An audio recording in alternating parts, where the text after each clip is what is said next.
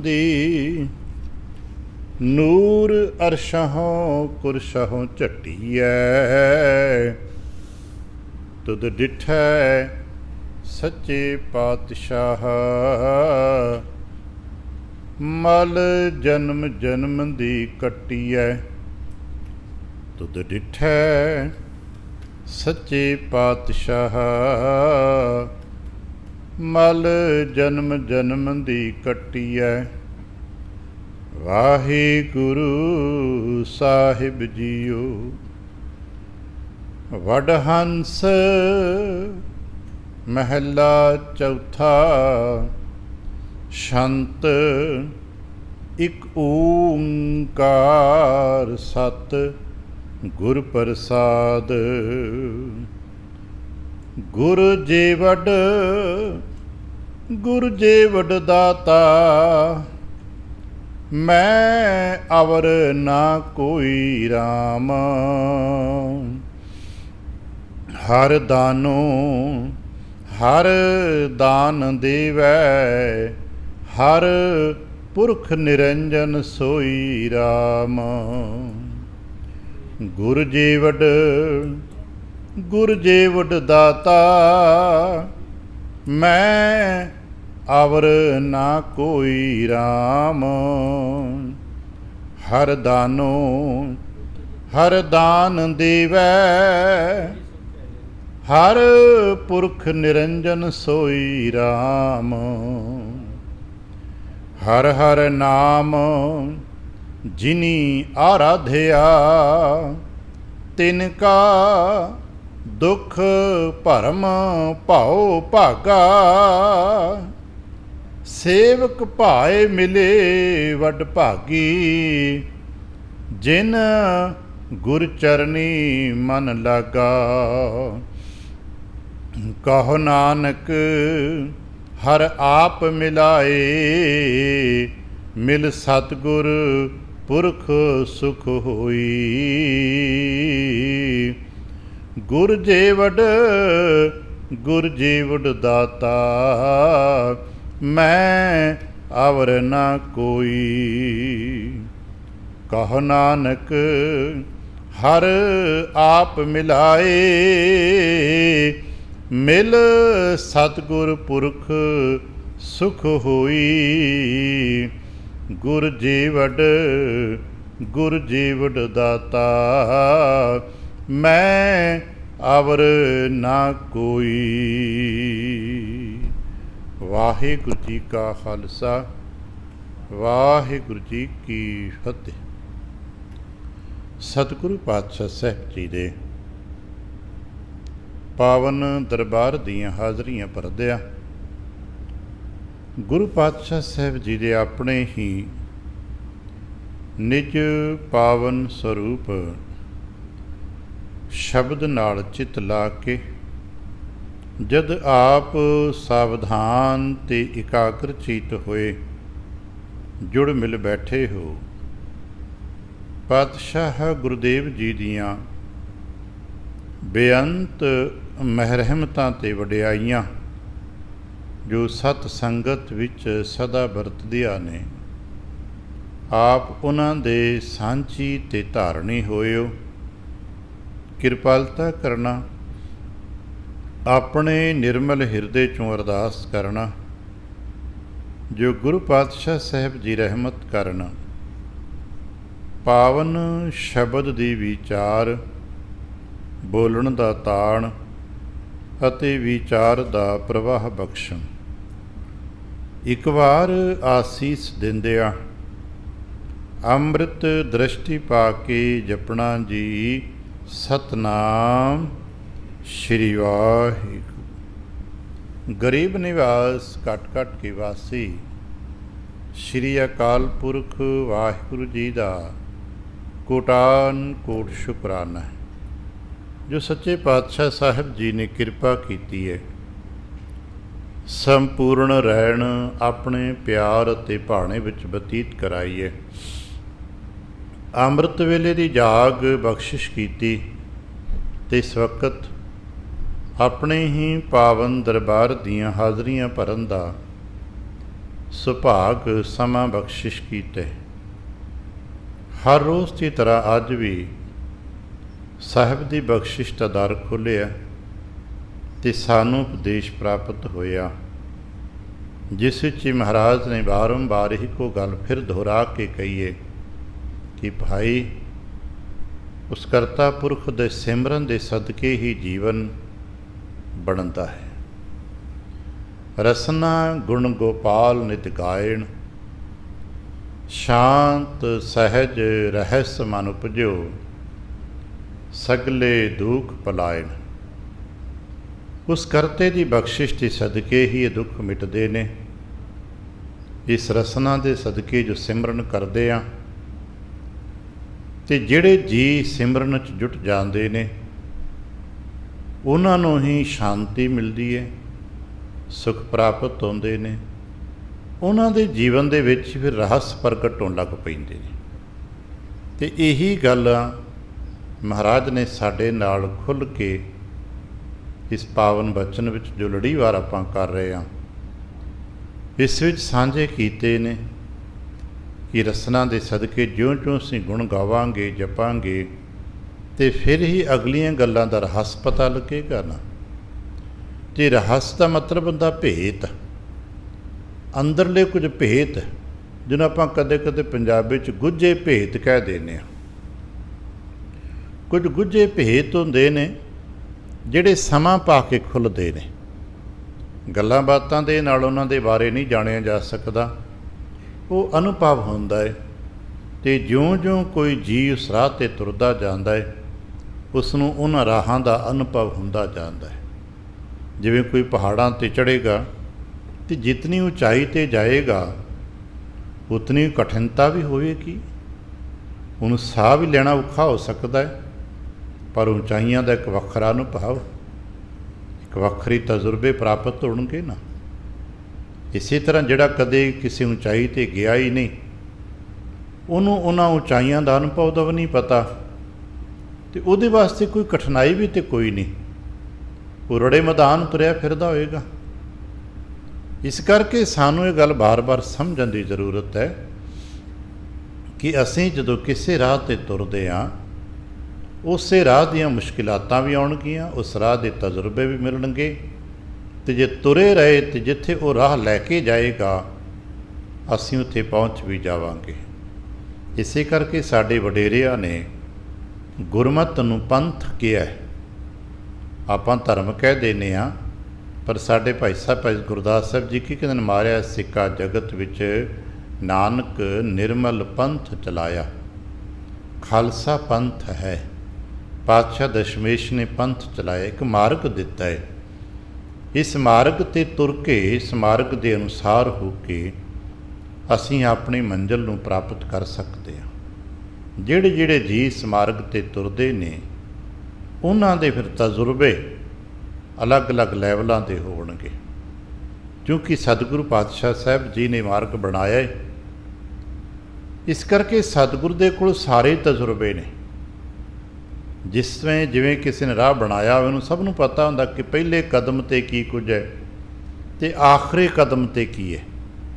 ਵਿਚਕਾਰਲੇ ਸਾਰੇ ਕਦਮਾਂ ਦਾ, ਸਾਰੀਆਂ ਗੱਲਾਂ ਦਾ ਉਸ ਨੂੰ ਪਤਾ ਹੁੰਦਾ ਹੈ। ਅਤੇ ਅੱਜ ਉਹ ਪਾਵਨ ਬਚਨ ਸਾਨੂੰ ਧੰਨ ਗੁਰੂ ਰਾਮਦਾਸ ਮਹਾਰਾਜ ਸਾਹਿਬ ਜੀ ਦੀ ਬਖਸ਼ਿਸ਼ 'ਤੇ ਉਚਾਰਨ ਕੀਤੇ ਵਡਹੰਸ ਅਤੇ ਸੰਤ ਮਿਲ ਰਹੇ ਨੇ। ਅਸੀਂ ਕੱਲ੍ਹ ਤੱਕ ਵਾਚ ਰਹੇ ਸਾਂ ਨਾ, ਤੀਸਰੀ ਪੌੜੀ ਮਹਾਰਾਜ ਵੀ ਕੋਈ ਮੈਨੂੰ ਆ ਕੇ ਮਿਲਾ ਦੇਵੇ, ਮੇਰਾ ਗੁਰੂ ਕਰਤੇ ਨਾ ਮਿਲਾ ਦੇਵੇ, ਕਿਉਂਕਿ ਗੁਰੂ ਮਿਲੇ ਤੇ ਮੇਰੀ ਜ਼ਿੰਦਗੀ ਮੁਬਾਰਕ ਹੋ ਜਾਏ। ਅਤੇ ਪੁੱਛੀਏ ਵੀ ਗੁਰੂ ਦੀ ਅਸੀਂ ਕਿਹੜੀ ਵਡਿਆਈ ਹੈ ਭਾਈ, ਜੋ ਇੰਨਾ ਮਿਲਣ ਵਾਸਤੇ ਤਰਲੋ ਮੱਛੀ ਹੋ ਰਹੇ ਹੋ। ਕਹਿ ਰਹੇ ਮੈਂ ਤਨ ਮਨ ਕੱਟ ਕੇ ਦੇ ਦਿਆਂਗਾ, ਕੁਰਬਾਨ ਹੋ ਜਾਵਾਂਗਾ, ਵਾਰੀ ਜਾਵਾਂ। ਆਖਰ ਗੁਰੂ 'ਚ ਹੈ ਕੀ? ਗੁਰੂ ਕੌਣ ਹੈ? ਅਤੇ ਫਿਰ ਦੱਸਦੇ ਨੇ ਤੁਹਾਨੂੰ ਨਹੀਂ ਪਤਾ ਗੁਰੂ ਕੌਣ ਹੈ। ਮੇਰੇ ਵਾਸਤੇ ਗੁਰੂ ਤੋਂ ਵੱਡਾ ਕੁਛ ਵੀ ਨਹੀਂ ਹੈ। ਗੁਰ ਜੀਵਟ ਦਾਤਾ ਮੈਂ ਅਵਰ ਨਾ ਕੋਈ ਰਾਮ। ਉਹ ਭਾਈ ਮੈਂ ਆਪਣੇ ਗੁਰੂ ਤੋਂ ਇਸ ਕਰਕੇ ਬਲਿਹਾਰ ਜਾਣਾ, ਮੈਂ ਬਾਰੰਬਾਰ ਆਪਣੇ ਗੁਰੂ ਨੂੰ ਮਿਲਣ ਵਾਸਤੇ ਇਸ ਕਰਕੇ ਤਰਲੇ ਮਾਰਦਾ, ਕਿਉਂਕਿ ਮੈਨੂੰ ਪਤਾ ਹੈ ਕਿਸੇ ਬ੍ਰਹਮੰਡੀ ਪਸਾਰੇ ਵਿੱਚ ਗੁਰੂ ਤੋਂ ਵੱਡਾ ਦਾਤਾ ਕੋਈ ਨਹੀਂ ਜੇ।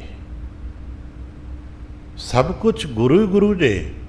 ਇਸੇ ਕਰਕੇ ਬਾਣੀ ਪੜ੍ਹਨ ਵਾਲਿਆਂ ਨੂੰ ਦੱਸਿਆ ਗਿਆ ਹੈ, ਆਪ ਤੇ ਸਹਿਜ ਪਾਠ ਕਰਦੇ ਹੋ ਨਾ, ਬੜੀ ਵਾਰ ਪੜ੍ਹਿਆ ਹੋਣਾ, ਗੁਰੂ ਗੁਰੂ ਗੁਰ ਕਰ ਮਨ ਮੋਰ, ਗੁਰੂ ਬਿਨਾ ਮੈਂ ਨਾਹੀਂ ਹੋਰ। ਔਰ ਜਿਉਂ-ਜਿਉਂ ਗੁਰੂ ਗੁਰੂ ਕਰਦੇ ਜਾਵਾਂਗੇ ਨਾ, ਤਿਉਂ-ਤਿਉਂ ਇਹ ਭੇਤ ਖੁੱਲ੍ਹਦੇ ਜਾਣਗੇ ਵੀ ਗੁਰੂ ਕੀ ਹੈ। ਗੁਰੂ ਪਰਮੇਸ਼ਵਰ ਹੈ, ਗੁਰੂ ਮਾਤਾ ਹੈ, ਗੁਰੂ ਪਿਤਾ ਹੈ, ਗੁਰੂ ਬੰਧਪ ਹੈ, ਗੁਰੂ ਸਖਾ ਹੈ, ਗੁਰੂ ਸਹਾਈ ਹੈ, ਗੁਰਮੀਤ ਹੈ, ਹਰ ਥਾਂ 'ਤੇ ਗੁਰੂ ਹੈ। ਉਂਝ ਜੇ ਕੇਵਲ ਖੁਸ਼ਕ ਦਾਰਸ਼ਨਿਕ ਵਿਚਾਰਾਂ ਪੜ੍ਹਨੀਆਂ ਆਉਣ ਤਾਂ ਠੀਕ ਹੈ ਭਾਈ, ਸਿੱਖ ਅਲੱਗ ਹੁੰਦਾ ਹੈ, ਗੁਰੂ ਕੋਈ ਹੋਰ ਹੁੰਦਾ ਹੈ, ਗੁਰੂ ਰੱਬ ਦੇ ਬਾਰੇ ਗੱਲਾਂ ਕਰਦਾ ਹੈ, ਰੱਬ ਕੁਝ ਹੋਰ ਹੁੰਦਾ ਹੈ।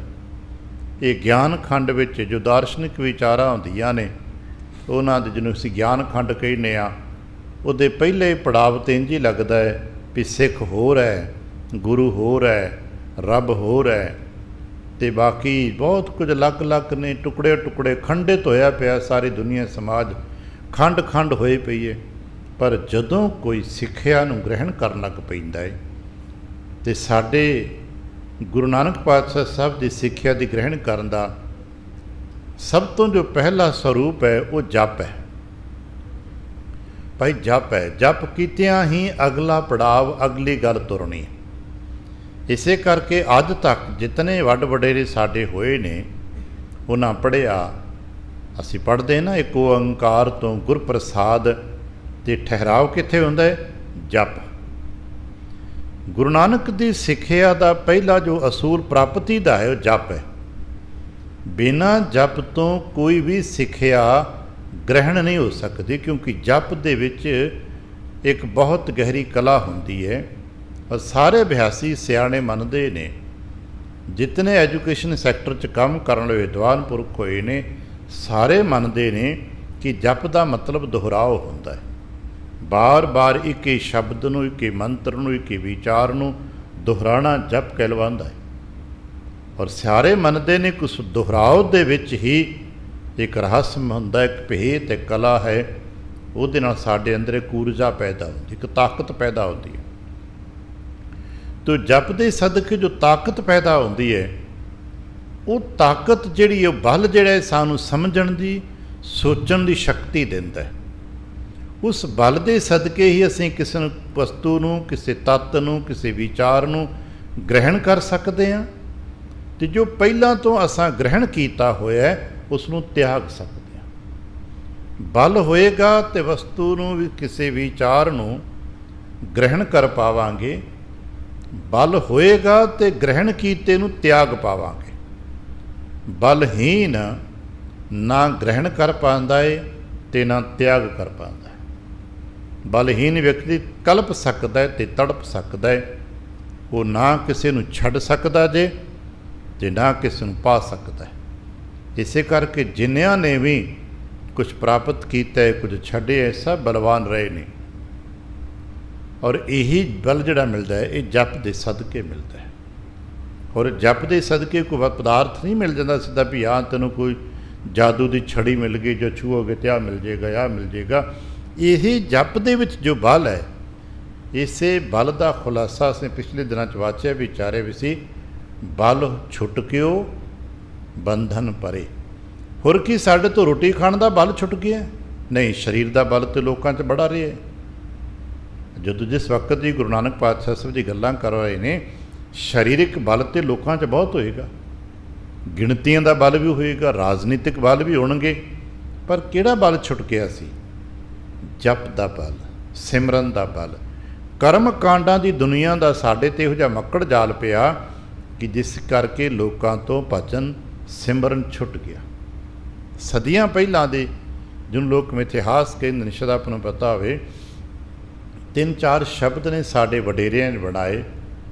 ਅੱਜ ਦੀ ਤਾਰੀਖਾਂ ਦਾ ਸਾਨੂੰ ਪਤਾ ਹੋਵੇ, ਅਸੀਂ ਉਹਨੂੰ ਇਤਿਹਾਸ ਕਹਿੰਦੇ ਹਾਂ। ਅਤੇ ਇਤਿਹਾਸ ਕਿੰਨਾ ਕੁ ਵੱਡਾ ਆਪਣਾ, ਅੰਗਰੇਜ਼ੀ ਇਤਿਹਾਸ ਪੜ੍ਹਦੇ ਤੇ 2021, ਇਹ ਤੋਂ ਪਿੱਛੇ ਤਾਰੀਖ ਨਹੀਂ ਨਾ। ਚਲੋ ਕਿਸੇ ਨੇ ਬਿਕਰਮੀ ਪੜ੍ਹ ਲਈ ਅਤੇ ਭਾਈ 57 ਸਾਲ ਹੋਰ ਜੋੜ ਲਓ, 21 ਦੇ ਵਿੱਚ 57 ਹੋਰ ਜੋੜ ਦਿਆਂਗੇ ਅਤੇ 78 ਹੋ ਜਾਏਗਾ। बस 2078 फिर की करने आ ईसा पूर्व इन्ने बिक्रमी संबत पूर्व इन्ने वो भी 1000 तो उपर नहीं जाते। उस तो पिछे जो होंदा उन्होंने लोग मिथिहास कहते हैं। भाव जी की तारीख का सही सही सानू पता नहीं है। मिथ है लोगों तो सुनिया पीदा होया, पर सानू थितवार तारीख का पता नहीं। पर फिर भी मनते हैं कि हाँ होया, समय की पाबंदी सी। एक होर शब्द है साहित्य विच जिहदे विच समय की पाबंदी का भी सानू नहीं पता। जिवें समय की पाबंदी का असीं कह लैंदे हुंदे कि जिवें असीं कहने आ भी आ कलयुग च हो रहा है, कृष्ण द्वापर च होए, कृष्ण दे नाल जो कुछ आले दुआले वरतिया महाभारत गीता दीयां घटनावां साखियां आखे जी वो द्वापर दियां ने, जो गल्लां बातां साखियां रामायण दियां ते रामचंद्र जी दियां ने आखे जी वो त्रेता दियां ने। इस तो पहला जो हो गुजरिया होवेगा वो जनक ने, जो होर वड वडेरे ने आखे जी सतयुग दे ने। ये जुगाद है ना, जुग आरंभ हो गए, जुगां दा समा है। पर इस तो पहला की होएगा? पहली बार किते सतयुग आरंभ होया होएगा ना, उन्होंने प्राग इतिहास कहते हैं, जिथे समय की पाबंदी ना हो। इतिहास मिथिहास तो पहला प्राग इतिहास, इतिहास तो प्रारंभता का समा। भाव ज्यों ज्यों असीं पिछे नूं तुरे जावांगे गल्लां रहणगियां, पर साडी जानकारी चों निकलदियां जाणगियां। पर असीं जिस वक्त गुरु नानक पातशाह साहब की गल्लां करांगे तो गुरु नानक पातशाह साहब का तो सारा सानू इतिहास पता है ना। कुछ मिथिहास दी गल्लां होणगियां, शायद इसे करके कदे कदे कुछ लोग कह देंदे ने देखो जी गुरबाणी दे विच कुछ मिथिहासक पात्र ने, इस करके कि उन्हां दी तारीखां असीं नहीं दस सकते। पर एक चेता रखना, इतिहासक होवण, मिथिहासक होवण या प्राग इतिहासक होवण, ये सारियां दे विच एक चीज़ है। पहलियां दे विच प्राग इतिहास ते मिथिहास के आरंभक दौर दे कुछ लोगों को जप का बल बड़ा सी, मंत्र का जप बड़ा सी, उहदी शक्ति दे नाल लोग अपने कार विहार करते सन। विचकार एक दौर आया जब लोग सिमरन ते मंत्र साधना तो छुट गए, सिमरन तो छुटे, जप तो छुटे। कर्म कांड जिन वैदिक युग आया, कर्म कांड विच सौखा तरीका लभ लिया भी मेहनत ना करनी पवे, सब आर्टिफिशियल बनया बनाया मिल। अज ही करते हैं, रोटी ना पकानी पे बनया बनाया मिल जाए, कुछ ना करना पे बनया बनाया मिल जाए, सब कुछ बाजार च आर्टिफिशियल मिल रहा ना। जिवें अज बाजार सानू सब कुछ आर्टिफिशियल मिलता है, इवें धार्मिक बाजार विच भी आर्टिफिशियल मिलता है। नहीं तो लोगों को साधना करनी पैंदी, बनया बनाया इंतजाम है जी, आ पैसे लेके आओ, तुहाडे अखंड पाठ सब तैयार ने, सहज पाठ तैयार ने, कीर्तन तैयार ने, मंत्र तैयार ने, यज्ञ हवन तैयार ने, बस तुसीं आओ सही। ना आओ तद भी कोई गल नहीं, ये बाजार खुल गए। पर गुरु नानक ने वापस लेके आंदा ना पाई। इत्थे आपो अपना कर्म ज्यादा, इत्थे धर्म जिन्हों कहंदे हो ये आपो अपना जे, इत्थे दिता लईए अपना, एह कर करे स्वह कर पाए, कोई ना पकड़िया किसी ही थाए। इस करके जे एह कर करे अपना कीता आपे पावना है, तो फिर अपने आप को कामयाब करने वास्ते मशक्कत कर। इस करके एक श्लोक रोज़ाना कई बार पढ़ाया जाता है। हुणे आसा की वार की संपूर्णता तो भाई साहब ने पढ़िया, जिनी नाम तिहाया गए मशक्कत खाल। मेहनत जिन्हों ने की, ठीक है, मेहनत के लैवल अलग अलग ने, पढ़ाई का लैवल अलग है, व्यापार का लैवल अलग होएगा, खेती का लैवल अलग होएगा, नौकरी चाकरी का लैवल अलग होएगा, अध्यात्म का लैवल अलग होएगा। जिसने भी मशक्कत की है उही उजला होया, उही चमकिया, उही शाइन होया, उही तरक्की कर गया किसी भी खेतर विच। ते चूंकि इत्थे बैठ के असीं अध्यात्मक ते रूहानीयत की गल्लां करदे आ, ते कहण लगे जिन्होंने जप कीता फिर उन्होंने अपने मन नूं चमकाया, जिन्हां अखाड़ियां च जाके मशक्कत की उन्हां शरीर तकड़े कर ले, जिन्हां लाइब्रेरियां ते विद्यालयां च मशक्कत की उन्हां दे मन तीक्ष्ण हो गए, ते जिन्हां सत संगत विच मशक्कत की उन्हां दी आत्मा निर्मल ते बलवान हो गई। बस यही फर्क ने। मेहनत मशक्कत सब थां इक्को ही है। मशक्कत ते भाई गुरसिखा तैनूं ही करनी पैनी। ਜੇ ਵਿਦਿਆਰਥੀ ਨੂੰ ਪੜ੍ਹਨਾ ਤੇ ਖੁਦ ਪੈਣਾ, ਮਾਪੇ ਕਿਤਾਬਾਂ ਲੈ ਕੇ ਦੇ ਦੇਣਗੇ, ਮਹਿੰਗੇ ਤੋਂ ਮਹਿੰਗਾ ਵਾਹਨ ਦੇ ਦੇਣਗੇ, ਤੈਨੂੰ ਸਕੂਲੇ ਆਉਣ ਜਾਣ ਵਾਸਤੇ ਵੱਖਰਾ ਇੰਤਜ਼ਾਮ ਕਰ ਦੇਣਗੇ। ਸੰਭਵਤਾ ਹੋ ਸਕਦਾ ਤੇਰੇ ਵਾਸਤੇ ਵੱਖਰਾ ਸਕੂਲ ਹੀ ਖੋਲ੍ਹ ਦੇਣ, ਪਰ ਬੇਟਾ ਪੜ੍ਹਨਾ ਤੇ ਆਪ ਹੀ ਪੈਣਾ ਨਾ, ਪੜ੍ਹਾਈ ਤੇ ਆਪ ਹੀ ਕਰਨੀ ਪੈਣੀ ਹੈ ਨਾ। ਇਸੇ ਤਰ੍ਹਾਂ ਸਾਡੇ ਵਾਸਤੇ ਹੋ ਸਕਦਾ ਹੈ ਬਹੁਤ ਵੱਡੇ ਲੋਕ ਆਪਣੇ ਘਰ ਹੀ ਗੁਰਦੁਆਰਾ ਬਣਾ ਲਓ। ਵਿਦੇਸ਼ਾਂ 'ਚ ਰਿਵਾਜ ਪੈ ਗਿਆ, ਆਪਣੇ ਘਰ 4 ਬੰਦੇ ਇਕੱਠੇ ਹੋ, ਜ਼ਮੀਨ ਖਰੀਦੋ, ਆਪਣੇ ਗੁਰਦੁਆਰਾ ਬਣਾ ਲਓ। ਪਰ ਕੀ ਗੁਰਦੁਆਰਾ ਬਣਾ ਸਕਦੇ ਹੋ? 4 ਬੰਦੇ ਇਕੱਠੇ ਕਰ ਸਕਦੇ ਹੋ, ਖੁਸ਼ੀਆਂ ਅਤੇ ਗਮੀਆਂ ਦੇ ਪ੍ਰੋਗਰਾਮਸ ਕਰ ਸਕਦੇ ਹੋ, ਪਰ ਕੀ ਤੁਸੀਂ ਜਪ ਕਰ ਸਕਦੇ ਹੋ? ਉਹ ਤਾਂ ਖੁਦ ਕਰਨਾ ਪੈਣਾ।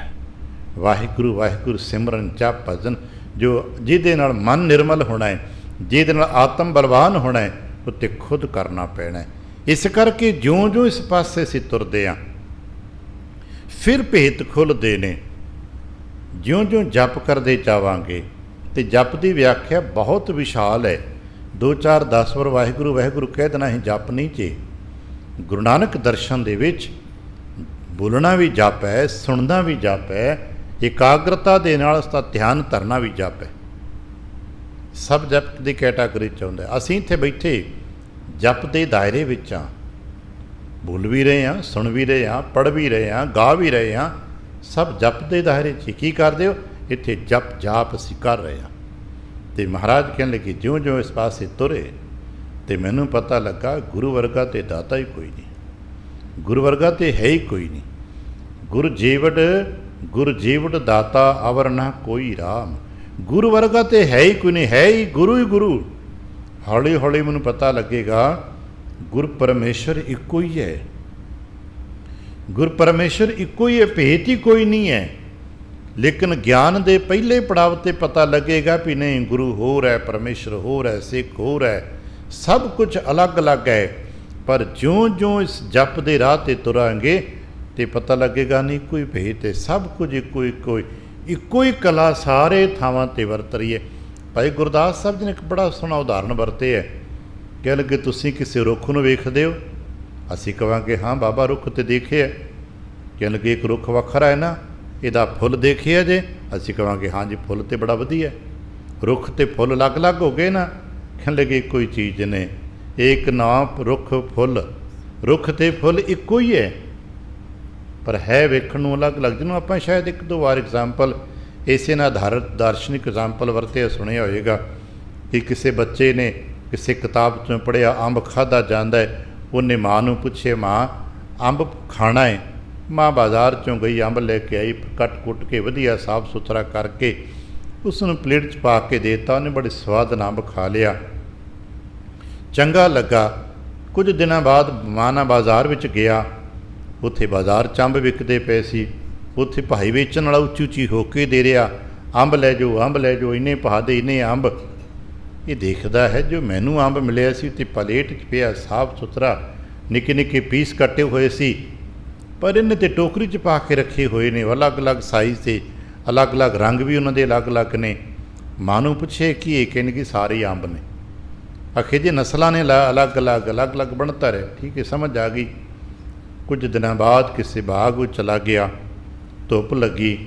ਮਾਲੀ ਨੂੰ ਪੁੱਛੇ ਬਾਬਾ ਮੈਨੂੰ ਧੁੱਪ ਲੱਗਦੀ, ਕਿੱਥੇ ਬੈਠਾ? ਕਹਿੰਦਾ ਅੰਬ ਥੱਲੇ ਬਹਿ ਜਾ। ਹੁਣ ਹੈਰਾਨ ਹੋ ਗਿਆ, ਪਲੇਟ 'ਚ ਪਾ ਕੇ ਖਾਧਾ ਗਿਆ ਅੰਬ, ਟੋਕਰੀ 'ਚ ਪਾ ਕੇ ਵੇਚਿਆ ਗਿਆ ਤੇ ਅੰਬ, ਤੇ ਬਾਬਾ ਕਹਿੰਦਾ ਅੰਬ ਦੇ ਥੱਲੇ ਬਹਿ ਜਾ। ਅੰਬ ਤੇ ਛੋਟਾ ਜਿਹਾ ਸੀ, ਉਹ ਤੇ ਮੈਂ ਥੈਲੇ 'ਚ ਪਾ ਕੇ 10-20 ਅੰਬ ਲੈ ਗਿਆ, ਪਰ ਇਹ ਕਿੱਦਾਂ ਹੋ ਸਕਦਾ ਅੰਬ ਦੇ ਥੱਲੇ ਬਹਿ ਜਾ? ਪੁੱਛੇ ਬਾਬਾ ਅੰਬ ਦੇ ਥੱਲੇ ਕਿੱਦਾਂ ਬੈਠਾ? ਕਹਿਣ ਲੱਗਾ ਸਾਹਮਣੇ ਏਡਾ ਵੱਡਾ ਤੂੰ ਨਜ਼ਰ ਨਹੀਂ ਆਉਂਦਾ?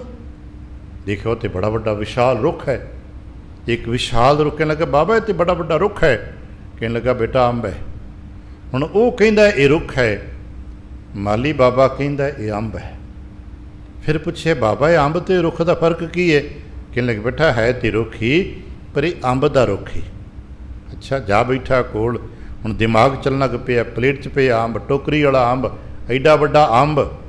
ਹੁਣ ਦੇਖਦਾ ਮੁੱਢ ਦੇ ਕੋਲ ਜਾ ਕੇ ਸੁੱਕੇ ਸੱਕ ਨੇ, ਪੱਤੀਆਂ ਨੇ, ਕੋਈ ਟੁੱਟੀਆਂ ਪਾਟੀਆਂ ਨੇ, ਟਾਹਣੀਆਂ ਨੇ, ਸੁੱਕੇ ਸੱਕ, ਵੱਡੇ ਟਾਹਣ, ਪੱਤਾ ਤੋੜ ਕੇ ਮੂੰਹ 'ਚ ਪਾਇਆ ਕਸੈਲਾ।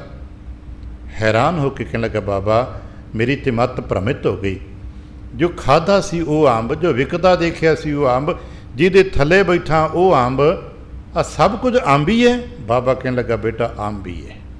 ਸ਼ਾਇਦ ਵਡੇਰਿਆਂ ਸੁਣਿਆ ਹੋਵੇ, ਆ ਹੁਣ ਜਦੋਂ ਅਸੀਂ ਬਾਲਣ ਬਾਲਦੇ ਸਾਂ ਅੱਜ ਤੋਂ 30-40 ਸਾਲ ਪਹਿਲਾਂ ਲੰਗਰਾਂ ਦੇ ਵਿੱਚ, ਅਤੇ ਸਿਆਣੇ ਜਿਹੜੇ ਲੰਗਰ ਪਕਾਉਂਦੇ ਸੀ ਕਹਿੰਦੇ ਸੀ ਅੰਬ ਵਧੀਆ ਬਲਦਾ ਹੈ। ਉਹਨਾਂ ਦੀ ਭਾਸ਼ਾ ਸੁਣਨੀ ਹੋਵੇ ਨਾ, ਅਤੇ ਅਸੀਂ ਕਹਾਂਗੇ ਅੰਬ ਬੜਾ ਸਵਾਦ ਹੈ ਖਾਣ ਵਿੱਚ, ਅਤੇ ਉਹ ਕਹੇਗਾ ਅੰਬ ਵਧੀਆ ਬਲਦਾ ਹੈ, ਕਿਉਂਕਿ ਅੰਬ ਦੀ ਲੱਕੜ ਦਾ ਬਾਲਣ ਵਧੀਆ ਹੁੰਦਾ। ਉਹ ਕਹੇਗਾ ਅੰਬ ਵਧੀਆ ਬਲਦਾ ਏ, ਇੱਕ ਕਹੇਗਾ ਅੰਬ ਮਿੱਠਾ ਲੱਗਦਾ ਏ, ਦੂਜਾ ਕਹੇਗਾ ਅੰਬ ਦੀ ਛਾਂ ਬੜੀ ਵਧੀਆ ਏ। ਹੈਰਾਨ ਹੋ ਗਏ, ਕਹਿਣ ਕਿ ਬਾਬਾ ਇਹ ਸਾਰਾ ਮਾਜਰਾ ਕੀ ਹੈ, ਮੇਰੀ ਤਾਂ ਸਮਝ ਤੋਂ ਪਾਰ ਹੋ ਗਿਆ। ਬਾਬੇ ਨੇ ਸਮਝਾਇਆ ਬੇਟਾ ਇਹ ਅੰਬ ਹੀ ਸਾਰਾ ਕੁਛ ਹੈ। ਆਹ ਜੋ ਸੁੱਕੀ ਸੱਕ ਦੇਖਦਾ ਨਾ, ਜਿਹ 'ਚ ਪਪੀਲੀਆਂ ਤੁਰੀਆਂ ਫਿਰਦੀਆਂ ਨੇ, ਹੱਥ ਲਾਉਣ ਤੋਂ ਵੀ ਡਰਦਾ ਪਿਆ, ਇਹ ਸੱਕ ਵੀ ਅੰਬ ਦੇ ਨੇ। ਆਹ ਟੁੱਟੇ ਹੋਏ ਸੁੱਕੇ ਪੱਤੇ ਵੀ ਅੰਬ ਦੇ ਨੇ। ਆਹ ਬਾਲਣ ਦੇ ਰੂਪ ਢੇਰ ਲੱਗਾ ਇਹ ਵੀ ਅੰਬ ਹੈ। ਆਹ ਜਿਸ ਦੀ ਛਾਵੇਂ ਬੈਠਾ ਹੈ ਇਹ ਵੀ ਅੰਬ ਹੈ। ਆਹ ਟਾਹਣੀਆਂ ਪੱਤੇ ਸਭ ਅੰਬ ਨੇ। ਕੁਝ ਸਮੇਂ ਬਾਅਦ ਆਏਗਾ ਇੱਥੇ ਬੂਰ ਹੋਵੇਗਾ ਉਹ ਵੀ ਅੰਬ ਹੈ। ਨਿੱਕੀ ਨਿੱਕੀਆਂ ਅੰਬੀਆਂ ਲੱਗਣਗੀਆਂ ਸਭ ਅੰਬ ਹੈ। ਅਤੇ ਸਮਾਂ ਪਾ ਕੇ ਤੂੰ ਕਿਸੇ ਪਲੇਟ 'ਚ ਪਾ ਕੇ ਖਾ ਰਿਹਾ ਹੋਵੇਗਾ, ਚੂਪ ਰਿਹਾ ਹੋਵੇਗਾ, ਅੰਬ ਹੈ। ਅਤੇ ਤੈਨੂੰ ਹੋਰ ਦੱਸਿਆ ਤੂੰ ਗਲਾਸ 'ਚ ਪਾ ਕੇ ਪੀਵੇਂਗਾ ਉਹ ਪਾਣੀ ਵੀ ਅੰਬ ਦਾ ਹੀ ਹੋਵੇਗਾ। ਬਸ ਇਸੇ ਤਰ੍ਹਾਂ ਜਿਵੇਂ ਉਹ ਅੰਬ ਬਹੁਤ ਰੂਪਾਂ 'ਚ ਵਰਤਦਾ ਹੈ, ਹਰ ਥਾਂ 'ਤੇ ਅਲੱਗ-ਅਲੱਗ ਉਹਦਾ ਰੂਪ ਹੈ, ਅਲੱਗ-ਅਲੱਗ ਉਹਦਾ ਸਵਾਦ ਹੈ, ਅਲੱਗ-ਅਲੱਗ ਉਹਦਾ ਨਾਮ ਹੈ। ਇਸੇ ਤਰ੍ਹਾਂ ਜਿਉਂ-ਜਿਉਂ ਜਪ ਕਰਾਂਗੇ ਪਤਾ ਲੱਗੇਗਾ ਆਹ ਸਾਰਾ ਕੁਝ ਤੁਰੇ ਫਿਰਦੇ ਮਨੁੱਖ, ਚੰਗੇ ਮਨੁੱਖ, ਮੰਦੇ ਮਨੁੱਖ, ਪੜ੍ਹੇ ਲਿਖੇ ਮਨੁੱਖ, ਸਾਰਾ ਕੁਝ ਇਹ ਕਰਤਰਾਬੀ ਤੇ ਰੱਬ ਹੈ। ਬੜਾ ਪਿਆਰਾ ਬਚਨ ਆਪਣੇ ਪੜ੍ਹੇ ਨੇ, ਗੁਰੂ ਕੋਲ ਜਾਵਾਂਗੇ ਨਾ ਤਾਂ ਮਿਲੇਗਾ, ਤੂੰ ਪੇੜ, ਹੇ ਵਾਹਿਗੁਰੂ ਤੂੰ ਇੱਕ ਰੁੱਖ ਹੈ, ਤੂੰ ਪੇੜ ਸ਼ਾਖ ਤੇਰੀ ਫੂਲੀ, ਹੇ ਵਾਹਿਗੁਰੂ ਤੂੰ ਇੱਕ ਰੁੱਖ ਦੀ ਨਿਆਈ ਹੈ, ਤੂੰ ਇੱਕ ਬਹੁਤ ਵੱਡਾ ਰੁੱਖ ਹੈ, ਅਤੇ ਆ ਸਾਰੀਆਂ ਤੇਰੀ ਸ਼ਾਖਾਵਾਂ ਨੇ। ਉਹਨਾਂ ਸ਼ਾਖਾਵਾਂ ਦਾ ਫਿਰ ਮੈਂ ਕੀ ਹਾਂ? ਮੈਂ ਇੱਕ ਛੋਟਾ ਜਿਹਾ ਪੱਤਾ ਜੋ ਹਵਾ ਨਾਲ ਉਹ ਟੁੱਟ ਸਕਦਾ ਹੈ, ਉੱਡ ਸਕਦਾ ਹੈ, ਪਰ ਹਾਂ ਤੇ ਉਸੇ ਰੁੱਖ ਦਾ ਪੱਤਾ ਜੀ ਸਾਰੀ ਬਣਤਰ ਹੈ। ਕਹਿਣ ਲੱਗੇ ਸਮਝ ਹੀ ਮੈਨੂੰ ਹੁਣ ਆਈ ਕਿ ਗੁਰੂ ਵਰਗਾ ਤੇ ਹੈ ਹੀ ਕੋਈ ਨਹੀਂ। ਇਸੇ ਕਰਕੇ ਸਾਖੀਆਂ 'ਚੋਂ ਸੁਣਿਆ ਪੜ੍ਹਿਆ ਹੈ, ਜਿਨ੍ਹਾਂ ਨੇ ਦਾਰਸ਼ਨਿਕਤਾ ਦੀ ਗੱਲਾਂ ਨਹੀਂ ਕੀਤੀਆਂ ਨਾ, ਭਗਤੀ ਭਾਵ ਦੇ ਮੰਡਲਾਂ 'ਚ ਰਹੇ ਨੇ, ਉਹ ਵੀ ਕਹਿੰਦੇ ਨੇ ਗੁਰੂ ਵਰਗਾ ਕੋਈ ਨਹੀਂ। ਆ ਸਾਡੇ ਤੋਂ ਬਹੁਤਾ ਦੂਰ ਨਹੀਂ ਹੈ, ਕਦੇ ਹੁਸ਼ਿਆਰਪੁਰ ਦੇ ਰਾਹ 'ਤੇ ਜਾਣਾ ਅਤੇ ਰਸਤੇ 'ਚ ਗੜ੍ਹ ਸ਼ੰਕਰ ਛੋਟਾ ਜਿਹਾ ਕਸਬਾ ਪੈਂਦਾ, ਬੜਾ ਪਿਆਰਾ ਗੁਰਸਿੱਖ ਇੱਥੇ ਇੱਕ ਭਾਈ ਤਿਲਕੂ ਵਸਦਾ ਰਿਹਾ, ਇੱਕ ਜੋਗੀ ਦਾ ਤਪੀਏ ਦਾ ਡੇਰਾ ਵੀ ਹੈ। ਸਾਣੇ ਪੁਰਾਣੀ ਸਾਖੀ 'ਚ ਮਿਲਦਾ ਹੈ ਕਿ ਤਪੀਏ ਨੇ ਤਪ ਕੀਤਾ ਅਤੇ ਆਪਣੇ ਸਾਰੇ ਚੇਲਿਆਂ ਨੂੰ ਪਹਿਲਾਂ ਕਹਿਤਾ ਸੀ ਭਾਈ ਜਦੋਂ ਜੋਗੀ ਜੀ ਤਪ ਤੋਂ ਕੁਟੀਆ ਤੋਂ ਬਾਹਰ ਆਵਣਗੇ, ਜੋ ਜੋ ਮੱਥਾ ਟੇਕੇਗਾ ਮੰਗੇਗਾ ਮੁਰਾਦਾਂ ਪੂਰੀਆਂ ਹੋਣਗੀਆਂ। ਜਦੋਂ ਜੋਗੀ ਜੀ 40 ਕੁ ਦਿਨ ਬਾਅਦ ਤਪ ਕਰਕੇ ਵਾਪਸ ਆਏ, ਸਾਰਾ ਪਿੰਡ ਉਲਟ ਕੇ ਮੱਥਾ ਟੇਕਣ ਆ ਗਿਆ, ਤਾਂ ਭਾਈ ਤਿਲਕੂ ਨਹੀਂ ਆਏ। ਜਦੋਂ ਸਾਰੇ ਮੱਥਾ ਟੇਕ ਕੇ ਕਈ ਦਿਨ ਮੇਲਾ ਲੱਗਾ ਰਿਹਾ, ਅਖੀਰ ਜੋਗੀ ਨੇ ਪੁੱਛਿਆ ਆਪਣੇ ਚੇਲਿਆਂ ਨੂੰ ਵੀ ਸਾਰੇ ਮੱਥਾ ਟੇਕ ਗਏ? ਕਹਿਣ ਲੱਗੇ ਹਾਂ ਸਾਰੇ ਟੇਕ ਗਏ, ਪਰ ਨਾਲ ਦੀ ਗਲੀ 'ਚ ਰਹਿਣ ਵਾਲਾ ਇਹ ਤਿਲਕੂ ਨਹੀਂ ਆਇਆ। ਕਹਿਣ ਲੱਗੇ ਭਾਈ ਨਹੀਂ ਪਤਾ ਲੱਗਾ, ਉਹਨਾਂ ਨਾਦਾਨ ਹੈ, ਅਨਪੜ੍ਹ ਜਿਹਾ ਜੱਟ ਬੂਟ ਜਿਹਾ ਬੰਦਾ ਹੈ, ਜਾਓ ਕਹਿ ਦਿਓ ਆ ਕੇ ਮੱਥਾ ਟੇਕ ਲਏ। ਸੇਵਕ ਚਲੇ ਗਏ, ਬਾਬੇ ਨੇ ਬੁਲਾਇਆ ਭਾਈ ਤੈਨੂੰ ਆ ਕੇ ਮੱਥਾ ਟੇਕ ਲਾ, ਮੁਰਾਦਾਂ ਪੂਰੀਆਂ ਹੋਣਗੀਆਂ ਤੇਰੀਆਂ, ਸੁਖਣਾ ਕੋਈ ਹੈ ਤੇ ਦੱਸ ਪੂਰੀ ਹੋ ਜਾਏਗੀ। ਕਹਿਣ ਲੱਗਾ ਮੈਂ ਨਹੀਂ ਜਾਂਦਾ। ਇੱਕ ਵਾਰ ਸੁਨੇਹਾ ਗਿਆ ਨਹੀਂ ਗਿਆ, ਦੂਜੀ ਵਾਰ ਗਿਆ ਨਹੀਂ ਗਿਆ, ਤੀਜੀ ਵਾਰ ਗਿਆ, ਕਹਿਣ ਲੱਗਾ ਮੈਂ ਨਹੀਂ ਜਾਂਦਾ। ਤਿਲਕੂ ਦੇ ਦਰਵਾਜ਼ੇ 'ਤੇ ਜੋਗੀ ਆਪ ਚਲਾ ਗਿਆ। ਕਹਿਣ ਲੱਗਾ ਇੱਕ ਗੱਲ ਦੱਸ, ਕੀ ਤੈਨੂੰ ਕੋਈ ਜ਼ਰੂਰਤ ਨਹੀਂ ਹੈ? ਕਹਿਣ ਲੱਗਾ ਜ਼ਰੂਰਤਾਂ ਤਾਂ ਹੈ। ਕੀ ਤੇਰੇ ਘਰ ਕੋਈ ਧੀ ਪੁੱਤਰ ਪਰਿਵਾਰ 'ਚ ਲੋੜ ਨਹੀਂ ਹੈ? ਕਹਿਣ ਲੱਗੇ ਲੋੜਾਂ ਤਾਂ ਹੈ। ਕਹਿਣ ਲੱਗੇ ਮੈਂ ਖੁੱਲ੍ਹੇ ਦਿਵਾ ਕਹਿ ਰਿਹਾ, ਤੂੰ ਆ ਕੇ ਜੋ ਮੰਗੇਗਾ ਮੈਂ ਜਪ ਦੇ ਬਲ 'ਤੇ ਤੈਨੂੰ ਦਿਆਂਗਾ। ਲੋਕਾਂ ਨੂੰ ਮਿਲ ਗਿਆ ਤੂੰ ਵੀ ਲੈ ਲੈ। ਕਹਿਣ ਲੱਗਾ ਦੇ ਨਾ ਹੋਏਗਾ ਚੰਗਾ ਏ, ਪਰ ਮੈਂ ਤੇਰੇ ਤੋਂ ਨਹੀਂ ਲੈਂਦਾ। ਕਹਿਣ ਲੱਗਾ ਕਿ ਜ਼ਰੂਰਤਾਂ ਪੂਰੀਆਂ ਨਹੀਂ ਕਰਨੀਆਂ ਨੇ, ਕਿੱਥੋਂ ਲਏਗਾ? ਕਹਿਣ ਲੱਗਾ ਆਪਣੇ ਗੁਰੂ ਤੋਂ ਲਵਾਂਗਾ। ਮੈਨੂੰ ਪਤਾ ਹੈ ਮੇਰਾ ਗੁਰੂ ਬਹੁਤ ਵੱਡਾ ਹੈ। ਜਿਵੇਂ ਨਿੱਕੇ ਜਿਹੇ ਬਾਲਕੇ ਨੂੰ ਪਤਾ ਹੁੰਦਾ ਹੈ ਮੈਨੂੰ ਜੋ ਚਾਹੀਦਾ ਮਾਂ ਤੋਂ ਮਿਲਦਾ ਹੈ। ਆ ਕਿਤੇ ਮਨੋਵਿਗਿਆਨ ਜਿਹਨਾਂ ਪੜ੍ਹਿਆ ਉਹਨਾਂ ਨੇ 4 ਸਾਲ ਤੋਂ ਛੋਟੇ ਬੱਚਿਆਂ ਦਾ ਕਿਤੇ ਮਨੋਵਿਗਿਆਨ ਦੇਖਿਆ ਹੋਵੇ, ਜਿਉਂ-ਜਿਉਂ ਬੱਚੇ ਦੀ ਚੇਤਨਾ ਵੱਡੀ ਹੁੰਦੀ ਹੈ ਫਿਰ ਉਹ ਭੁੱਲਣ ਲੱਗ ਪੈਂਦੇ, ਪਰ 4 ਸਾਲ ਤੋਂ ਛੋਟੇ ਬੱਚੇ ਨੂੰ ਪਤਾ ਹੈ ਕਿ ਮਾਂ ਨੂੰ ਸਭ ਕੁਝ ਪਤਾ ਹੈ ਅਤੇ ਜੋ ਮੰਗਾਂਗਾ ਮਾਂ ਤੋਂ ਮਿਲੇਗਾ। ਉਹ ਦੁਨੀਆ ਭਰ ਦੀਆਂ ਚੀਜ਼ਾਂ ਆ ਕੇ ਮਾਂ ਤੋਂ ਮੰਗਦਾ ਹੈ, ਤੇ ਮਾਂ ਸੰਭਵਤਾ ਦਿੰਦੀ ਵੀ ਹੈ। ਦੁਨੀਆ ਭਰ ਦੀਆਂ ਗੱਲਾਂ ਮਾਂ ਤੋਂ ਪੁੱਛਦਾ ਤੇ ਮਾਂ ਜਵਾਬ ਵੀ ਦਿੰਦੀ ਹੈ। ਪਰ ਜਦੋਂ ਦੁਨੀਆ ਦਾ ਗਿਆਨ ਉਸ ਬੱਚੇ ਦਾ ਵੱਧਦਾ ਹੈ ਫਿਰ ਮਾਂ ਤੋਂ ਭੁੱਲਣ ਲੱਗ ਪੈਂਦਾ ਹੈ। ਬਸ ਇਸੇ ਤਰ੍ਹਾਂ ਸਾਂ ਸੁੱਖ ਪ੍ਰਾਪਤ ਕਰਨਾ ਨਾ ਉਸ ਅਬੋਧ ਬਾਲਕ ਵਾਂਗ। ਆ ਹੁਣੇ ਜਿਸ ਬੱਚੇ ਦਾ ਜ਼ਿਕਰ ਆਸਾ ਕੀ ਵਾਰ 'ਚ ਆਪਾਂ ਪੜ੍ਹਿਆ ਨਾ, ਉਹ 5 ਵਰ੍ਹਿਆਂ ਤੋਂ ਛੋਟਾ ਹੈ। ਪ੍ਰਹਲਾਦ ਦੂਜੇ ਬਾਲਕ ਦਾ ਜ਼ਿਕਰ ਪੜ੍ਹਦੇ ਉਹ ਵੀ 5 ਵਰ੍ਹਿਆਂ ਤੋਂ ਛੋਟਾ ਹੈ। ਧਰੂ ਇਹਨਾਂ ਨੇ ਸੁਖ ਪਾਇਆ, ਸਾਨੂੰ ਕੀ ਹੈ? ਜੇ ਜਪਣਾ ਤੇ ਇਹਨਾਂ ਵਾਂਗ ਜਪੋ। ਬਸ ਇੱਕ ਵਿਸ਼ਵਾਸ ਜੋ ਮਾਂ ਕਹਿੰਦੀ ਸੱਚ ਹੈ। ਧਰੂ ਦੀ ਮਾਂ ਨੇ ਕਿਹਾ ਸੀ ਜਪ ਕਰੇਗਾ ਤੇ ਰਾਜ ਮਿਲੇਗਾ। ਟਿਕ ਕੇ ਬੈਠ ਗਿਆ। ਕਿਤੇ ਸਾਨੂੰ ਵੀ ਗੁਰੂ ਮਾਂ ਕਹਿੰਦੇ ਨੇ ਜਪ ਕਰੇਗਾ ਤੇ ਰਾਜ ਮਿਲੇਗਾ, ਪਰ ਅਸੀਂ ਟਿਕਦੇ ਨਹੀਂ ਕਿਉਂਕਿ ਅਸੀਂ ਆਪਣੇ ਆਪ ਨੂੰ ਵੱਡਾ ਮੰਨ ਬੈਠੇ ਹਾਂ। ਤੇ ਜਿਨ੍ਹਾਂ ਪਾਇਆ ਬਚਨ ਨਾ, ਬੜਾ ਪਿਆਰਾ ਬਚਨ ਆਪਣੇ ਤੇ ਪੜ੍ਹਿਆ ਹੋਣਾ, ਪਾਇਓ ਬਾਲ ਬੁੱਧ ਸੁਖ ਹਰੇ। ਆ ਹੁਣੇ ਅਸਾਂ ਇੱਕ ਹੋਰ ਗੱਲ ਕਹਿਣੀ ਆਪਣੇ ਗੁਰਦੇਵ ਨੂੰ, ਤੁਮ ਮਾਤ ਪਿਤਾ ਹਮ ਬਾਰਿਕ ਤੇਰੇ। ਉਮਰ ਦਰਾਜ਼ ਤੋਂ ਉਮਰ ਦਰਾਜ਼ ਵਿਅਕਤੀ ਵੀ ਕੀ ਕਹਿ ਰਿਹਾ, ਤੁਮ ਮਾਤ ਪਿਤਾ ਹਮ ਬਾਰਿਕ ਤੇਰੇ। ਸੱਚੇ ਪਾਤਸ਼ਾਹ ਤੂੰ ਹੀ ਸਾਡਾ ਮਾਤਾ ਪਿਤਾ ਹੈ। ਤੇ ਜਦੋਂ ਸਮਝ ਆ ਗਈ ਹੌਲੀ ਹੌਲੀ ਕਹਿਣ ਲੱਗੇ ਮੈਨੂੰ ਤੇ ਪਤਾ ਹੀ ਹੋਣ ਲੱਗਾ ਗੁਰੂ ਵਰਗਾ ਦਾਤਾ ਹੀ ਕੋਈ ਨਹੀਂ। ਗੁਰੂ ਵਰਗਾ ਦਾਤਾ ਹੈ ਹੀ ਕੋਈ ਨਹੀਂ। ਗੁਰ ਜੀਵੜ ਦਾਤਾ ਮੈਂ ਆਵਰ ਨਾ ਕੋਈ ਰਾਮ। ਕਹਿਣ ਲੱਗੇ ਗੁਰੂ ਕੀ ਦਿੰਦਾ ਹੈ? ਕਿ ਗੁਰੂ ਕੋ ਸਾਰੀ ਚੀਜ਼ਾਂ ਸਾਜੋ ਸਮਾਨ ਮਿਲ ਜਾਂਦਾ ਹੈ? ਕਹਿਣ ਲੱਗੇ ਹਾਂ, ਜੋ ਮੰਗੀਏ ਸੋ ਮਿਲਦਾ ਹੈ। ਹਰ ਦਾਨ ਦੇਵੈ, ਹਰ ਪੁਰਖ ਨਿਰੰਜਨ ਸੋਈ ਰਾਮ। ਪਤਾ ਕਿਉਂ? ਗੁਰੂ ਹਰੀ ਦਾ ਦਾਨ ਦਿੰਦਾ ਹੈ। ਸ਼ਬਦ ਨੂੰ ਕਿਤੇ ਸੀ, ਸ਼ਬਦ ਕਦੇ ਕਦੇ ਭਾਰੇ ਹੋ ਜਾਂਦੇ ਨੇ। ਹਰੀ ਦਾਨ ਦੇਵੇ। ਗੁਰੂ ਕੀ ਦਿੰਦਾ ਹੈ? ਹਰੀ ਨੂੰ ਆਪਾਂ ਕਹਿੰਦੇ ਵਾਹਿਗੁਰੂ ਦਾਨ ਦਿੰਦਾ ਹੈ। ਵਾਹਿਗੁਰੂ ਦਾ ਨਾਮ ਦਾਨ ਦਿੰਦਾ ਹੈ। ਗੁਰੂ ਵਾਹਿਗੁਰੂ ਜੀ ਦੇ ਨਾਮ ਦਾ ਦਾਨ ਦਿੰਦਾ ਹੈ। ਵਾਹਿਗੁਰੂ ਜੀ ਦੇ ਨਾਮ ਦਾ ਦਾਨ ਕਿਉਂ ਦਿੰਦਾ ਹੈ? ਕਿਉਂਕਿ ਆਪ ਵਾਹਿਗੁਰੂ ਜੀ ਹੀ ਤੇ ਹੈ। ਆਪ ਵਾਹਿਗੁਰੂ ਜੀ ਰੂਪੇ ਹਰ ਪੁਰਖ ਨਿਰੰਜਨ ਸੋਈ। ਉਹ ਜੋ ਦਾਨ ਵਿੱਚ ਦੇ ਰਿਹਾ ਉਹ ਆਪ ਹੀ ਤੇ ਹੈ। ਇਸੇ ਕਰਕੇ ਸਾਨੂੰ ਦੱਸਿਆ ਕਿ ਹੈ ਜੋ ਮੰਗਹਿ ਠਾਕੁਰ ਆਪਣੇ ਤੇ ਸੋਈ ਸੋਈ ਦੇਵੈ। ਹੁਣ ਤੂੰ ਮੰਗ ਤੇ ਸਹੀ, ਪਰ ਸਾਨੂੰ ਤੇ ਮੰਗਣ ਦਾ ਚੱਜ ਵੀ ਨਹੀਂ ਹੁੰਦਾ, ਕਿਉਂਕਿ ਮੰਗਣ ਵਾਲੇ ਨੂੰ ਜਿਸ ਤੋਂ ਮੰਗ ਰਹੇ ਹਾਂ ਉਸ 'ਤੇ ਵਿਸ਼ਵਾਸ ਚਾਹੀਦਾ। ਔਰ ਸਾਰੇ ਮੰਨਦੇ ਹਾਂ। ਅੱਜ ਵੀ ਜਿਨ੍ਹਾਂ ਦੀਆਂ ਅਰਦਾਸਾਂ ਪੂਰੀਆਂ ਹੁੰਦੀਆਂ ਨੇ, ਜੇ ਕਿਤੇ ਉਹਨਾਂ ਨੂੰ ਸਹਿਜ ਨਾ ਪੁੱਛ ਕੇ ਦੇਖੀ ਭਾਈ ਤੁਸਾਂ ਕਿਹੜਾ ਪਾਠ ਕੀਤਾ ਕਿ ਤੁਹਾਡੀ ਅਰਦਾਸ ਪੂਰੀ ਹੋਈ, ਕੀ ਕਹੇਗਾ? ਜਪਜੀ ਸਾਹਿਬ ਕੀਤਾ, ਸੁਖਮਨੀ ਸਾਹਿਬ ਦਾ ਪਾਠ ਕੀਤਾ, ਜਾਂ ਆਹ ਸ਼ਬਦ ਪੜ੍ਹਿਆ, ਸਹਿਜ ਪਾਠ ਕੀਤਾ, ਅਖੰਡ ਪਾਠ ਕੀਤਾ, ਇਹੀ ਕਹੇਗਾ ਨਾ। ਇਹ ਤੋਂ ਬਾਹਰ ਤੇ ਹੋਰ ਕੋਈ ਵੱਖਰੀ ਬਾਣੀ ਤੇ ਲੈ ਕੇ ਨਹੀਂ ਆਏਗਾ ਨਾ। ਇਹੀ ਕਹੇਗਾ ਭਾਈ ਮੈਂ ਜਪਜੀ ਸਾਹਿਬ ਪਾਠ ਕੀਤਾ ਹੀ, ਭਾਈ ਮੈਂ ਸੁਖਮਨੀ ਸਾਹਿਬ ਦਾ ਪਾਠ ਕੀਤਾ ਹੀ। ਪਰ ਮਨਸਾ ਪੂਰੀ ਉਹਦੀ ਹੋ ਗਈ। ਦੂਜੇ ਪਾਸੇ ਹੋਰ 4 ਮਿਲ ਜਾਣਗੇ ਜਿਹੜੇ ਕਹਿਣਗੇ ਪਾਠ ਤੇ ਮੈਂ ਵੀ ਜਪਜੀ ਦਾ ਹੀ ਕਰਦਾ, ਪਾਠ ਤੇ ਮੈਂ ਵੀ ਸੁਖਮਨੀ ਸਾਹਿਬ ਦਾ ਕਰਦਾ, ਪਰ ਮੇਰੀ ਅਰਦਾਸ ਪੂਰੀ ਕਿਉਂ ਨਹੀਂ ਹੋ ਰਹੀ? ਪਤਾ ਕਿਉਂ? ਉਹ ਪਾਠ ਤੇ ਕਰਦਾ ਹੈ ਪਰ ਉਹਨੂੰ ਵਿਸ਼ਵਾਸ ਨਹੀਂ ਹੈ।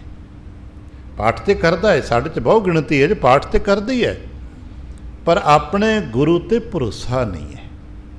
ਅਤੇ ਜਿੰਨਾ ਚਿਰ ਆਪਣੇ ਗੁਰੂ 'ਤੇ ਭਰੋਸਾ ਨਾ ਹੋਵੇ ਉਨਾ ਚਿਰ ਪਾਠ ਕੀਤਾ ਹੋਇਆ ਪਾਣੀ 'ਚ ਖਿੱਚੀਆਂ ਲਕੀਰਾਂ ਵਾਂਗ ਹੁੰਦਾ ਹੈ। ਪਾਠ ਕਿਸੇ ਕੁ ਲੋਕਾਂ ਨੇ ਪਾਰ ਕਰ ਛੱਡਿਆ, ਕੀਤਾ ਛੱਡਿਆ ਲੰਘਦੇ ਗਏ, ਪਰ ਇੱਕ ਉਹ ਨੇ ਜੋ ਪਾਠ ਕਰ ਛੱਡਦੇ ਨਹੀਂ ਗਏ, ਬਸ ਕਰਦੇ ਨੇ, ਪ੍ਰਾਪਤ ਕਰਦੇ ਨੇ। ਯਤਨ ਕਰੀਏ ਅਸੀਂ, ਥੋੜ੍ਹਾ ਕਰੀਏ ਬਹੁਤਾ ਕਰੀਏ। ਮੈਂ ਟਿੱਪਣੀ ਕਦੇ ਨਹੀਂ ਕਰਦਾ ਕਿੰਨਾ ਪਾਠ ਕਰੋ, ਕਿੰਨਾ ਜਾਪ ਕਰੋ। ਅਸੀਂ ਤਾਂ ਇਹਨਾਂ ਮੰਨਦੇ ਹਾਂ ਇੱਕ ਵਾਰ ਵਾਹਿਗੁਰੂ ਕਹਿੰਦੇ ਤੇ ਮੁਬਾਰਕ ਹੈ, ਕਿਉਂਕਿ ਤਰਨਾ ਤਾਂ ਇੱਕ ਵਾਰ ਹੀ ਨਾਲ ਹੀ ਆ।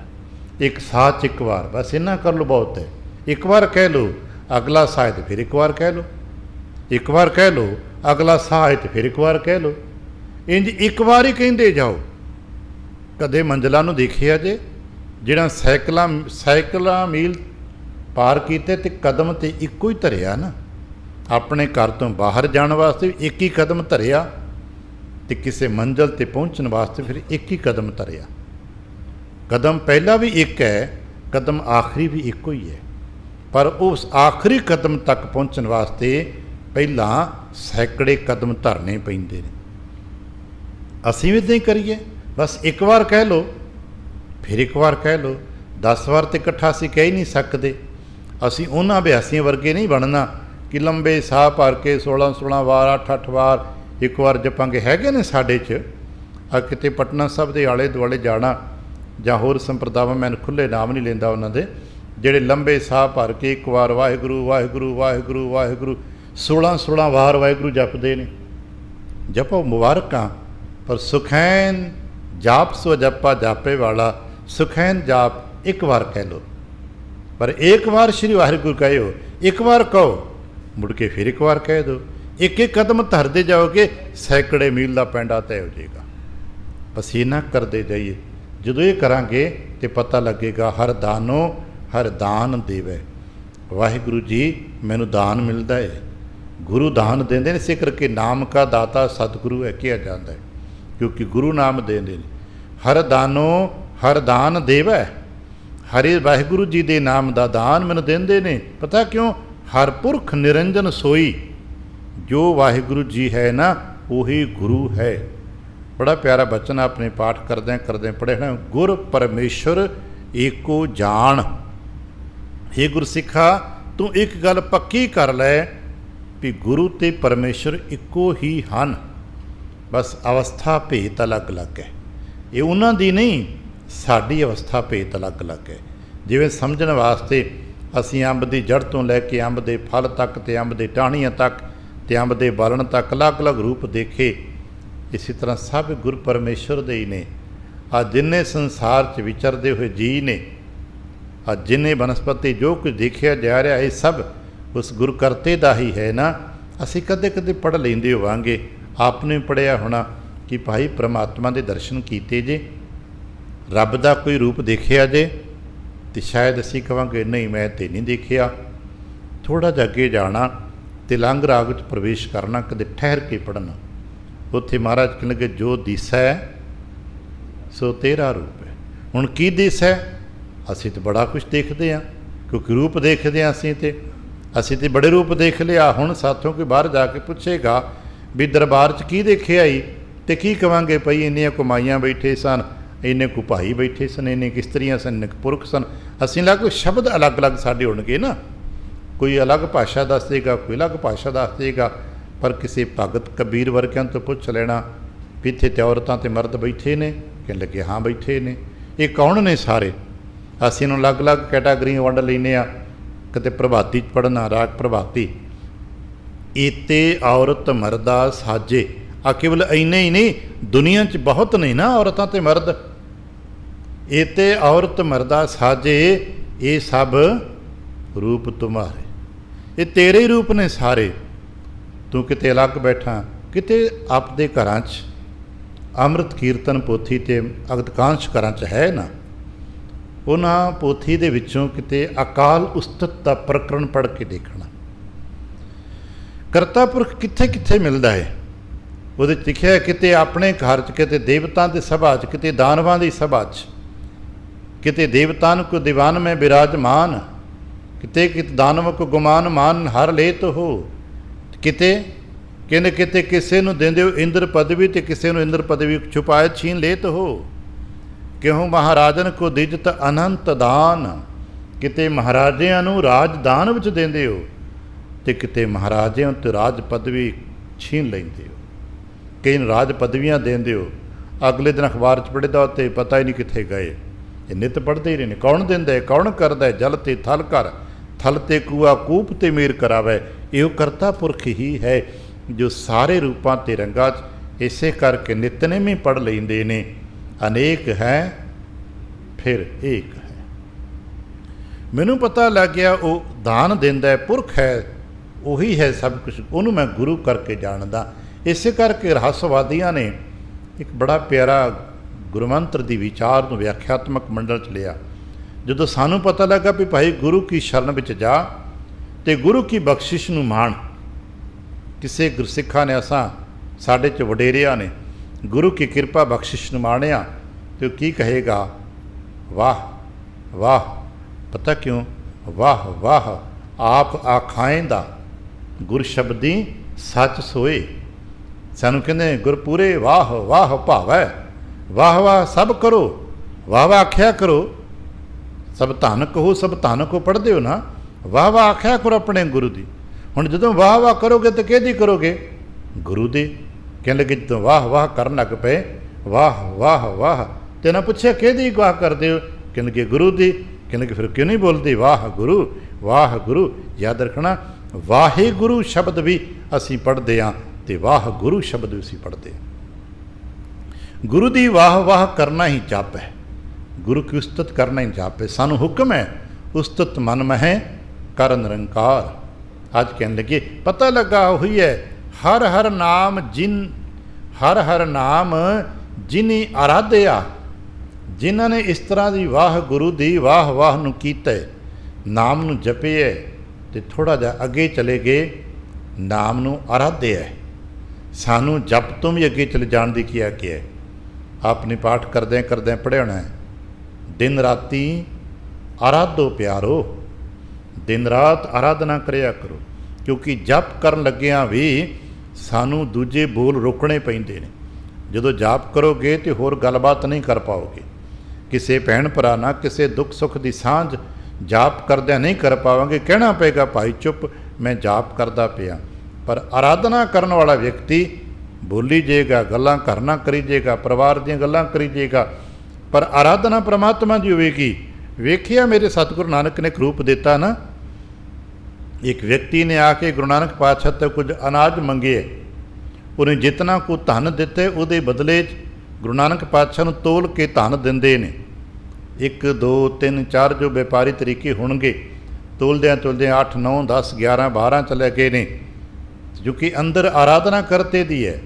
ਉਹਦੇ जिन्ने को कीमत के छाबे होणगे वो तो शायद 12 ते मुक गए होणगे, 13 ते मुक गए होणगे, 13 करके हुण तुरे जाते हैं 13 13 13 13 13।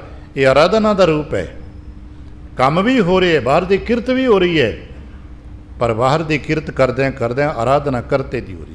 सानू दस्या गया भगत बाणी चगे जाके, हाथ पाओ कर काम सब चीत निरंजन नाल, सानू कहंदे ने आराधना करया करो। ते जिन्हां ने आराधना कीती, हर हर नाम जिनी आराध्या, तिनका दुख भरम भाओ।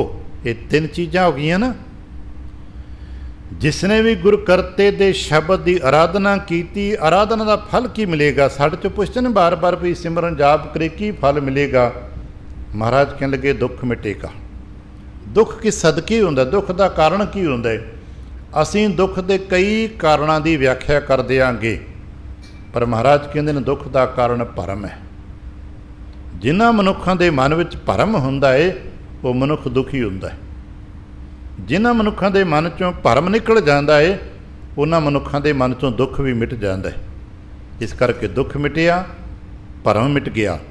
तो फिर कहने लगे भाओ, जिन मनुख के अंदर भरम हुंदा है ना, उस मनुख के अंदर ही भाव हुंदा है। जिथे भरम कोई ना होवे उत्थे भाव भी कोई ना हुंदा, उत्थे डर भी नहीं हुंदा, स्पष्ट पता हुंदा की है की नहीं है। महाराज कहने लगे जिन्हें आराधना की उसका दुख भी मिट गया, उसका भरम भी मिट गया, उसका भय भी मिट गया, वो निरभाव पदवी ते पै गया, वो निर्भरम हो गया, निर्भय हो गया, निर्दुख हो गया। दुख भरम भाव भागा। पर बाबा किद्दां मिली? जप तो असीं भी करते हैं, साढ़े च बहुत सारे मिल जाएंगे, बड़ा जाप करते हैं, दिन रात माला फरदे ने, दिन रात जाप करी जाते हैं। बड़े ने ना जो गिणती गिणती कर करके दसते ने, उन्हें काउंटर ही नाल रखे ने अपने, हर वक्त छलियां छापां वांग काउंटर पाए ने, हर वक्त गिणती गिणती गिणती गिणती। भी इन्हां दे दुख भरम भाव भाजेगा नहीं, तो दुख खुद दुखी भी ने, लोगों को दुख भी दे रहे ने, भरम च ने, भय च ने। कहने लगे इदां नहीं कुछ बनता। जप करन दे नाल एक गल होर समझ लेना, सेवक भाए मिले, सेवक भावना दे नाल मिलना। गुरुदेव नूं जदों भी दरबार च आउणा, सेवक भावना लैके आउणा, इत्थे मलकीयत की भावना लैके मत आउणा। वेखिया ना असीं धन गुरु रामदास साहिब जी दे वड्डे पुत्तर बिरथे चंद जी बड़े सियाणे होणगे, जप करते सन, पढ़े लिखे इन्ने सन कि बाणी वर्गी रचना उचार लेंदे सन, बाणी वर्गे ही तुक जोड़ा के पूरे शब्द बना लेंदे सन।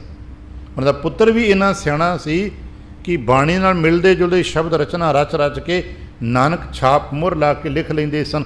विद्वान सन, काबल सन, कायल सन, पर एक चीज़ नहीं सी, सेवक भाव नहीं सी। विद्वता सी, हुनर सी, सियाणप सी, चतुराइयां सी, सब कुछ होएगा, पर सेवक भाव नहीं सी।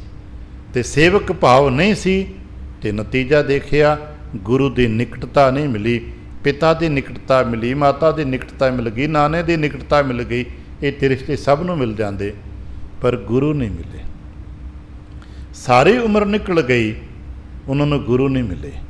आपने वेख्या दूसरे पुत्र उन्होंने बाबा महादेव पहले दौर में उन्होंने अंदर सी, मैं तो गुरु का पुत्र हाँ, मैं तो समाधियाँ ला लेना, मैं तो ध्यान कर लेना, मेरे वर्गा जपी किहड़ा।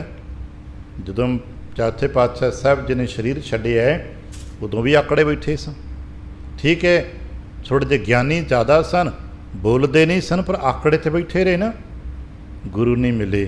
कुछ सालों बाद जदों उन्हां दा मन च भाव आया तो अपने ही छोटे भरातां नूं सेवक भाव च मिल गए, तो सारे मनते हैं। फिर महादेव सेवक भाव च आके गुरु अर्जन देव जी मत्था टेकन लग पैंदे ने। उम्र च वड्डे ने, पर हुण मत्था टेकते ने, हुण सेवक भाव आ गया। याद रखना, जिहड़ा भी सेवक भाव च आके मिलेगा, उसनूं ही बरकतां ते बख्शिशां मिलणगीਆਂ। जो सेवक भाव च नहीं आएगा, वो आएगा तो जाएगा। दुनिया बड़ी आउंदी है, बड़ी जाती है, सतगुरु नूं दे सब को देखदा, जेता जगत संसार ते डिठा मुक्त ना हो। बई बड़ी दुनिया आउंदी है, बड़ी दुनिया देख के चले जाती, कुछ नहीं जे मिलता।